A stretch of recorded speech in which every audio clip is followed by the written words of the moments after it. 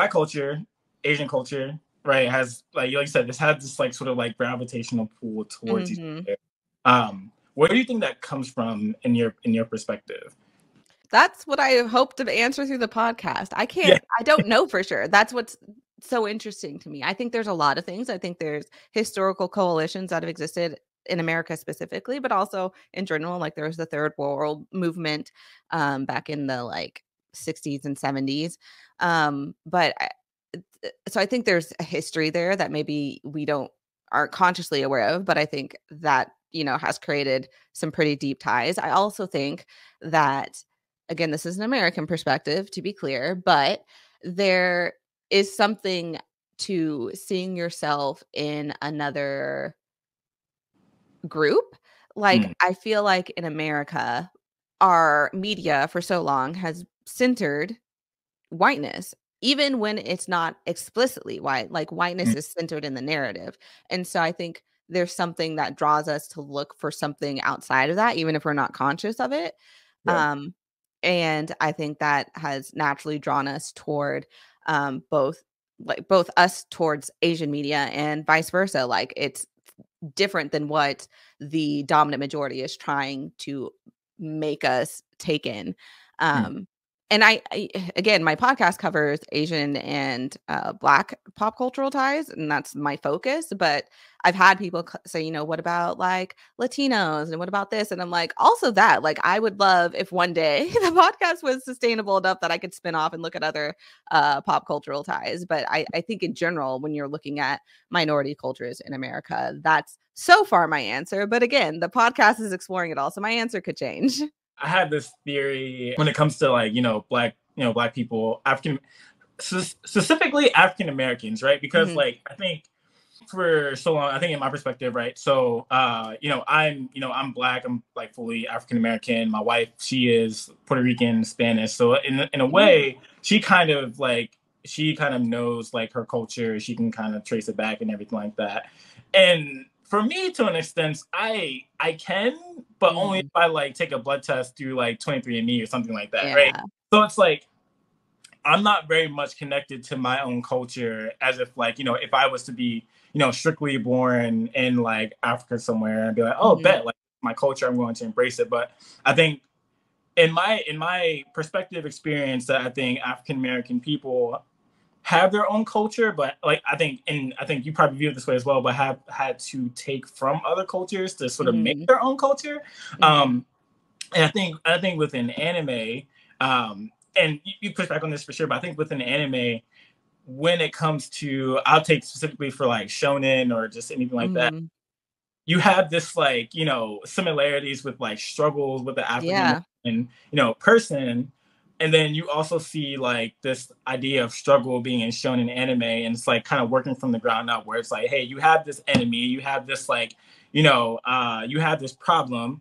Let's work hard to be able to overcome the problem, so that way we can like stop viewing ourselves as being on the bottom, like as Hmm. like has like American history is kind of like put it that way. But instead we're looking at ourselves through the through the eyes of this the protagonist of this of the of the anime, and being like, hey, we can be like that person too, right? I think like, I don't know, back in way before I even got into anime, Dragon Ball Z, like Toonami, all these different things, like this is popping off, right? And it's like so many people love this like brewing anime culture, where it's like, yo, every single like every other week you're hearing like a kid go like Super Saiyan. I'm just like, bro, Hmm. you don't have blonde hair, like what's going on here? But like some sense of like resemblance there, which I think not only to say for the African American experience, but also just for other people as well, other cultures as well, where they see themselves in Goku. But I think it's just something a little bit more, not a little bit more special, but I think there's something special there when it does come to, the protagonist of a certain anime or and things like that. Yeah, I think that's a really cool perspective. I don't disagree. I think there is a part of that, like that, those stories are very familiar to us, and not only familiar to us, but not framed in the struggle itself, right? Like these characters are triumphant. So much of uh, media about Black people in America specifically focuses on the struggle, focuses on the trauma, Yeah. and not to say all of it, obviously, but there's not a lot that shows like the struggle, the triumph, and that we're heroes and like magical heroes. That's obviously changing now. I like to be clear, but especially, you know, when anime first started really popping off in like the 80s and 90s, like these stories weren't very prevalent at all Mm. for Black people. So I think that makes sense. I think also what you said, it reminded me, I forget who I'm quoting. So I apologize. Maybe people in the comments will know. But um, I read an essay once talking about how for many Black people, when you know you have the kung fu flicks coming over,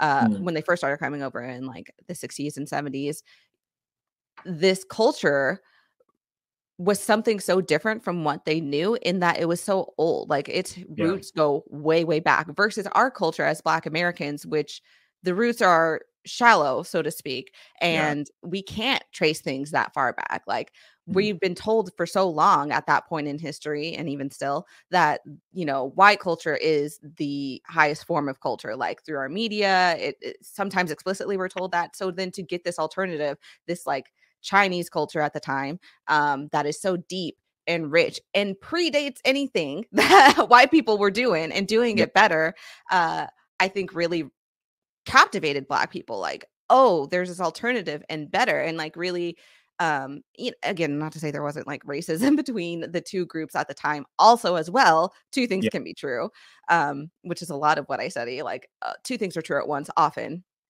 But I think there is the way the stories are told, but also I think we have this like historical enamorization with that idea of just like a deeply rich, very historical culture because we don't have that experience for ourselves. And I think on the flip side, for Asian people who come to America, firstly, American culture is Black culture. Let's start there.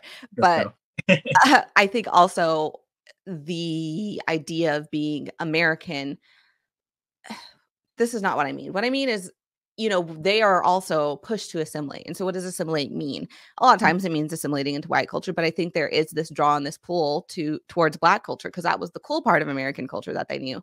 And the draw, I think, also then gives them like social capital on both sides. Like, I mean, there's probably sociological breakdowns you could do there, but I Yeah. think the initial draw does come from a place of, like I said, enamorization and hopefully respect for a lot of people. Where it gets, you know, muddied along the way is a different story, but I think that's probably where it starts also.